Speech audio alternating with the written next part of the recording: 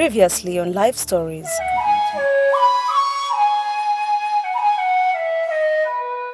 The phenomenon of dating for young adults is an almost uncontrollable part of human cycle. For most, it's a time of deliberation to get love from partners of one's choice.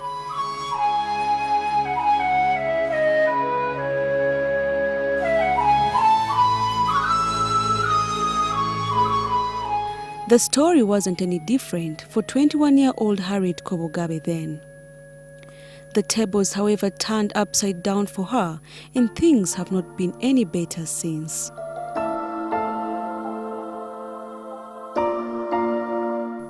Like so many women, she is now a victim of domestic violence against women in a life-threatening condition.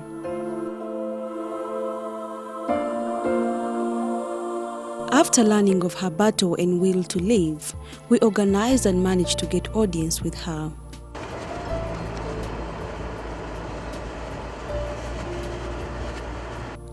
Together with the team, I head out to Bukasa in quest for this eye-opening story.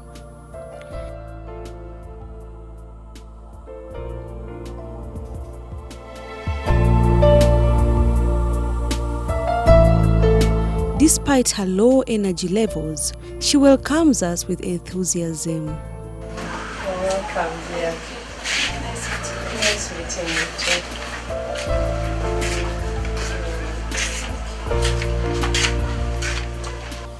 Welcome to the show. We are finally here with Harriet. Sit back, relax, and listen to her story. I'm glad to meet you, Harriet. Glad to see you too. Thank you for accepting to share your story with us. You're welcome. I'm really sorry for what happened. Really sorry. It's happened, really. Yeah. But on the fateful 10th September 2011, that she vividly recalls, the usual beating turned into battering.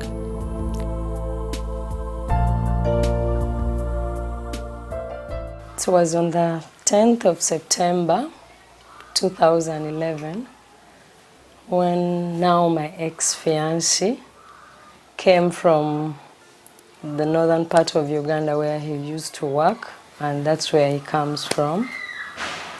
He came to visit me and he began strangling me, and that's how he started, and he beat me for 3 hours.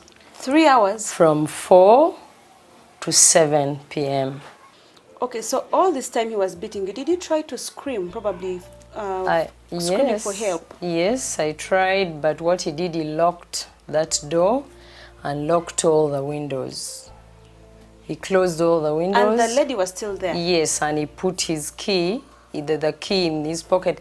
It's like he had planned it. That's what I can say. Because I don't think that statement I made would anger him to the extent of beating me for 3 hours. The x-rays came in after I threw up blood, and that was exactly a month after he had beaten me. So they put me in an ambulance, rushed me to imaging center, where we did the first x-ray, which showed us a crack in my chest. And all this time you didn't have any pain in the chest? I had, but I thought it was minor. Okay. I didn't know I had actually a crack. And blood was dripping from this crack into the lungs. Oh, God. And part of it had already clotted, actually, because it was now 4 weeks since he had beaten me.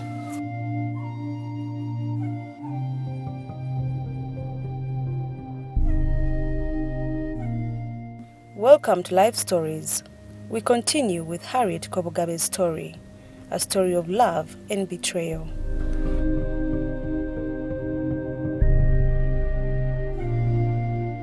When did you find out you have cancer? The cancer. And how exactly did you find out? What happened is, since that time, my health started on deteriorating, and I thought maybe it was because of the psychological pain. As I traveled to different places, I started just collapsing. And each time I would collapse, and at that time I still had the medical insurance. every time I would collapse, the ambulance would rush and pick me, take me to the hospital. They check, they do all the medical examination. They couldn't see the problem. At times, no malaria, nothing. It was in January this year that I had to attend one of the UN conferences. Initially, it was supposed to be in Nairobi, but because of the bomb blast, it was shifted to Addis Ababa. And my health was already not fine. Because all these other conferences and workshops I've been attending, I would go after getting a painkiller injectable or taking the orals of the painkillers. And in January is when it worsened. I had a trip in Chisoro, and that was in Feb. In January, I also had another trip somewhere in another country where I collapsed at the airport. Which country was that? That was, I think, Tunisia. Yeah, it was Tunisia. You were really risking your life. Yes, and all this time we did not know this collapsing, and you know, they rush you to the hospital, and the doctors after they do like a CBC, medically it's CBC, it is what The shows blood the blood count and everything. Yeah. And they find me with 2 liters of blood. Hey. So the doctors begin wondering what is eating up this blood. If really everything is showing negative, there is no sickness, there is no this. Then I asked them when I came back home, came back to Uganda, I asked them, but what exactly is wrong? Why can't you find the sickness in my body? What could be making me to, you know, my health to deteriorate every now and then? And the doctors told me at International Hospital, after I told them I cannot believe that I'm not fine, actually became very tough. I wanted to know what was wrong with my health, but they couldn't do anything. I just plucked off the drips and everything, and I was with Auntie Esther. I told Auntie Esther, you know what, take me back home. Let me go and die from home. Because it's useless being in the hospital. And you have no idea why you're there. Why? And every doctor is coming in with their own trials. Actually, from June 2012 up to today, as I speak, I've taken drugs that I don't know. This, however, wasn't the end of the story. With worsening medical condition, more tests revealed she had developed a cancer at the spot she had sustained the major injuries.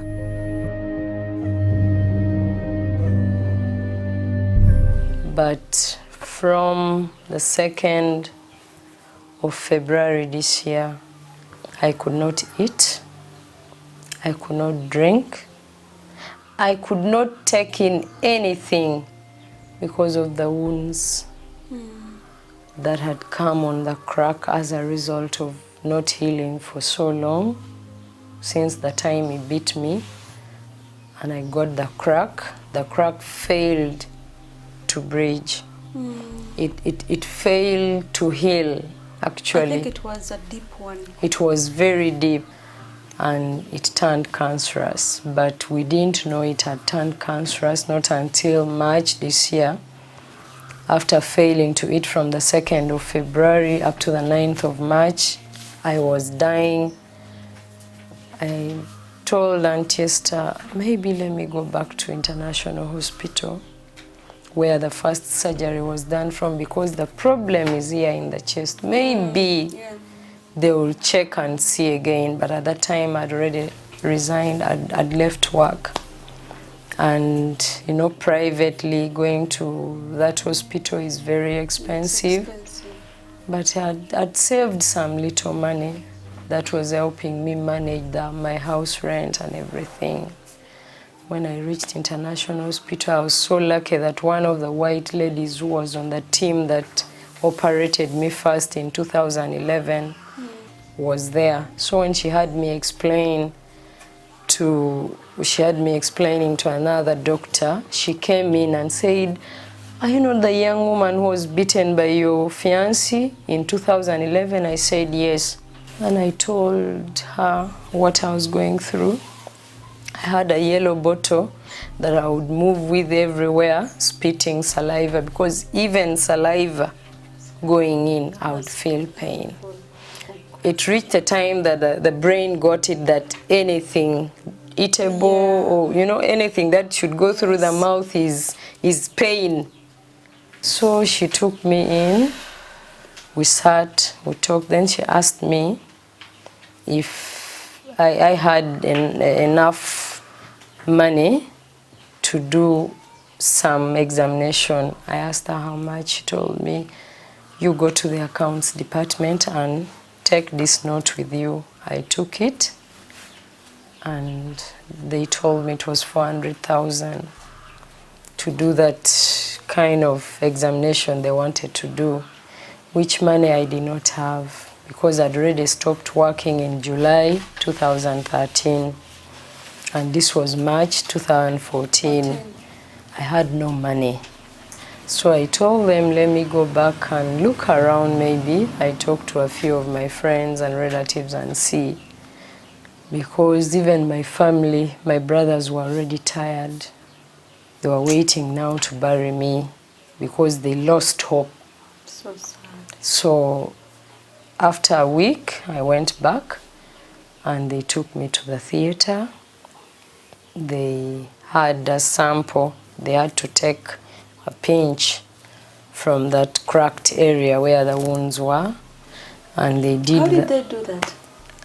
I had to go in the theater and Was it open surgery? Or they passed something through your yeah, mouth? it was through the mouth and they had a pinch and they took it for examination, for laboratory tests. And at International Hospital, it did not show, it wasn't very clear. At the Cancer Institute in Mulago, it wasn't also very clear. And actually some of the machines were down and they told us probably it's the reason they couldn't. So they sent another sample to Nairobi, Aga Khan Hospital in Nairobi, and another one in to South Africa.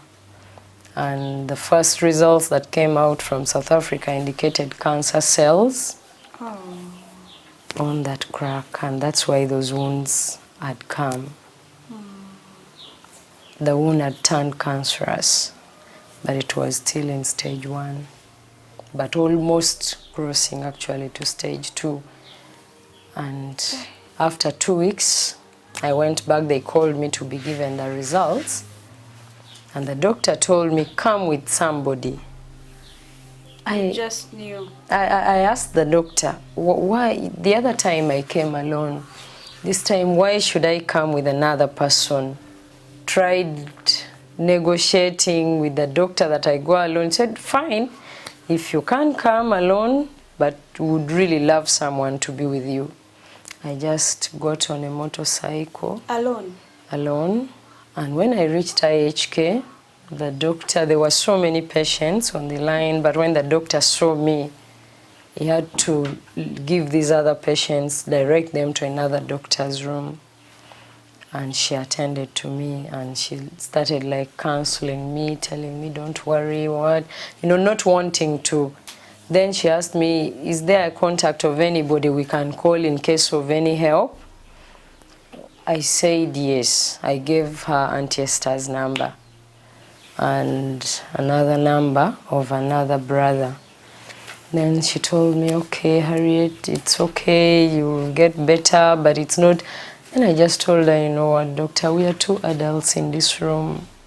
Kindly, you're such a strong lady. I want to know what I'm suffering from. You badly needed to know. Because actually in July last year, I even tried taking poison because I didn't know at least if I knew what I was suffering from, it would make sense. I would try to manage. And I would accept it, just like I accepted the violence happened, and I had to move on. Then the doctor finally tells me, Harriet, I'm so sorry, but we have diagnosed you with cancer. You have cancer on that crack. Those wounds are cancerous. And probably they came because the crack failed to heal for a long time. And for you, you didn't know the crack had not healed. I just collapsed. So it was around that time, late in the night, 10 something, that Auntie Esther came back and came up to the hospital and picked me and brought me back home. When I told her, she took a deep breath. She could also not believe it.